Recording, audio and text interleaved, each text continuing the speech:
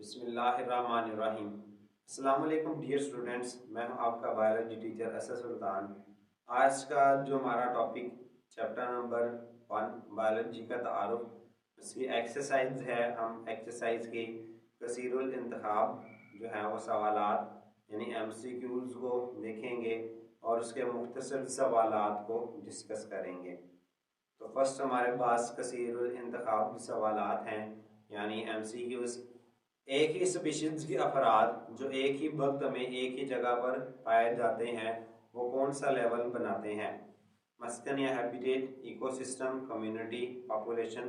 तो हमने पढ़ लिया है इसको कि पॉपुलेशन एक ही स्पीशीज के अफराद जो एक ही जगह पर एक ही वक्त में पाए जाते हैं उसको हम पॉपुलेशन कहते हैं। जैसे इंसान की जो पॉपुलेशन है 2010 में पाकिस्तान में वो 173.5 मिलियन थी। दूसरा, एक साइंसदान इंसानी इंसुलिन का जीन बैक्टीरिया में दाखिल करने का तरीके का मुताला करता है। ये बायोलॉजी की कौन सी शाख है? Anatomy, pharmacology, physiology, biotechnology. तो इसका एग्जैक्ट ऑप्शन है बायोटेक्नोलॉजी। बायोटेक्नोलॉजी हमने देखा था कि हम माइक्रो ऑर्गेनिजम्स की मदद से उनको इस्तेमाल करते हुए हम ऐसे जो है वो प्रोडक्ट्स बनाते हैं जो कि इंसानियत को फ़ायदा देता है। ठीक है, तो बायोटेक्नोलॉजी में हम ये करते हैं कि इंसानी इंसुलिन का जीन बैक्टीरिया में दाखिल करवा कर ज़्यादा सारी मिकदार में उनसे इंसुलिन बनवाते हैं। नेक्स्ट हमारे पास जानदारों की ज़िंदगी की तंजीम के लेवल्स की दुरुस्त तरतीब क्या हो सकती है?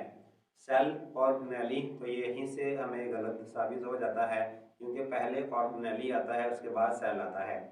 मॉलिक्यूल्स, ऑर्गेनेली, मॉलिक्यूल मिलकर ऑर्गेनेली बनाते हैं, ऑर्गेनेली मिलकर सेल बनाते हैं, सेल मिलकर टिश्यू, टिश्यू मिलकर ऑर्गन, ऑर्गन मिलकर ऑर्गन सिस्टम और ऑर्गन सिस्टम मिलकर जो है वो ऑर्गेनिज्म बनाते हैं। तो यही वाली हमारे पास दुरुस्त जो है वो तरतीब है।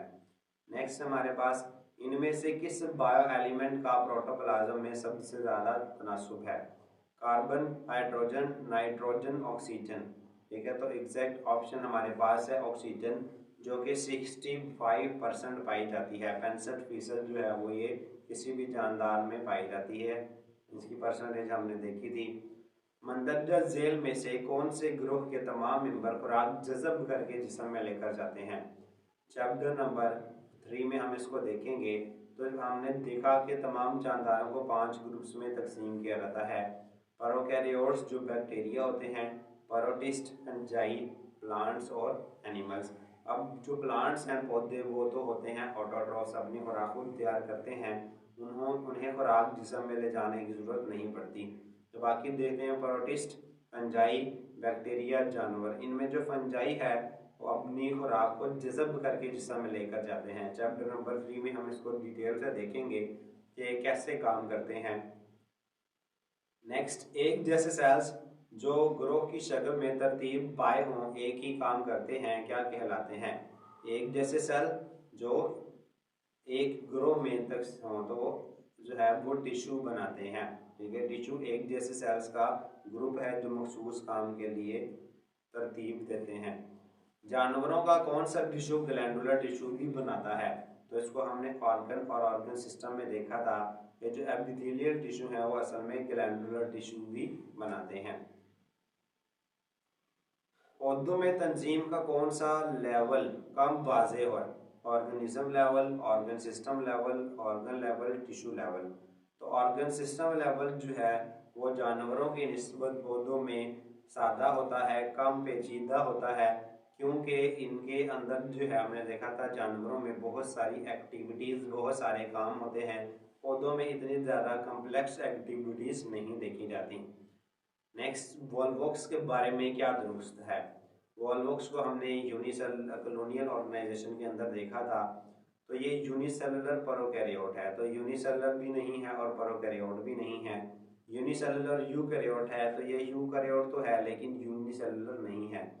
कॉलोनियल यूकैरियोट है, तो ये कॉलोनियल भी है और यूकैरियोट भी है, तो हमारी ये ऑप्शन ठीक है। नेक्स्ट हमारे पास है, अगर हम एक जंगल में मौजूद जानवरों की मुख्तलिफ स्पीशीज़ के माबैन ग़ज़ाई ताल्लुकात का मुताला करें तो तंजीम का कौन सा लेवल होगा? तो जंगल हमने देखा था कि एक कम्युनिटी है, जंगल का वर्ड ना भी हो तो अगर मुख्तलिफ स्पीशीज़ की बात होगी तो मतलब मुख्तलिफ स्पीशीज़ का मतलब है मुख्तलिफ पॉपुलेशंस, और मुख्तलिफ पॉपुलेशन जो आपस में लेन देन करती हैं यानी ग़ज़ाई ताल्लुकात की बात हो रही है तो वो कम्युनिटी लेवल बनाता है। ठीक है, तो एग्जैक्ट ऑप्शन हमारे पास है कम्युनिटी। नेक्स्ट हमारे पास जो है वो आ जाते हैं शॉर्ट क्वेश्चंस। पहला है बायोटेक्नोलॉजी की तारीफ करें, तो इसका ताल्लुक जानदारों से ऐसे मादे हासिल करने से है जिससे इंसानियत को फ़ायदा पहुंचता है। यानी हम माइक्रो ऑर्गेनिजम्स को इस्तेमाल करते हुए दूध से दही बनाते हैं, खमीर आटे में खमीर पैदा करके ब्रेड बन वगैरह बनाते हैं, मशरूबात बनाते हैं डिफरेंट, ठीक, अचार बनाते हैं, इस तरह जो है वो मरब्बे बनाते हैं। ठीक है, तो हम माइक्रो ऑर्गेनिजम्स को इस्तेमाल करके बहुत सारी मेडिसिन भी हासिल करते हैं। तो इसका काम जो है वो असल में इंसानियत को फ़ायदा देना होता है। नेक्स्ट हॉर्टिकल्चर क्या है, इसका ताल्लुक एग्रीकल्चर से कैसे बनता है, इनको हमने देखा था बायोलॉजी से मुंसलिक शोबों में। इसका ताल्लुक बागबानी से है। इसका माहिर आराइशी पौधों और फलों वाले पौधों की मौजूदा इकसाम की बेहतरी के लिए और नई इकसाम पैदा करने के काम करता है।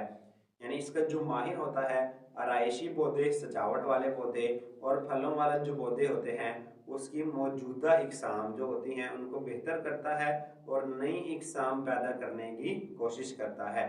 बायोलॉजी के तलबा इसकी पेशा वराना तालीम हायर सेकेंडरी के बाद हासिल कर सकते हैं। हायर सेकेंडरी के बाद यानी इसको जो है वो 12 क्लासेस के बाद स्टडी कर सकते हैं। अब इसका ताल्लुक एग्रीकल्चर से कैसे बनता है। ज़राअत या एग्रीकल्चर ये पेशा ग़ज़ाई फसलों और इन जानवरों से मुतल्लिक है जो खुराक के ज़राए हैं। तो ज़राअत या एग्रीकल्चर में जो फसलें होती हैं और जानवर जो खुराक का ज़रिया यानी गाय भैंस बकरी वगैरह जिनसे हम दूध या गोश्त वगैरह लेते हैं, इनके साथ ताल्लुक़ है। अब चूँकि इसका ताल्लुक़ जो है वो फसलों के साथ भी है, जो कि असल में हॉर्टिकल्चर भी इसी की ही एक ब्रांच है जिसमें हम पौधों की स्टडी करते हैं। एक ज़रूरी माहिर फसलों मसलन गंदम चावल मकई वगैरह और जानवरों मसलन भैंस गाय वगैरह की पैदावार में बेहतरी के लिए तहकीक करता है। ठीक है, यानी वो फसलों को मज़ीद बेहतर बनाने की कोशिश करता है। जो हॉर्टिकल्चर का माहिर भी यही काम करता है। तो इस तरह ये एक दूसरे के साथ ताल्लुक़ रखते हैं।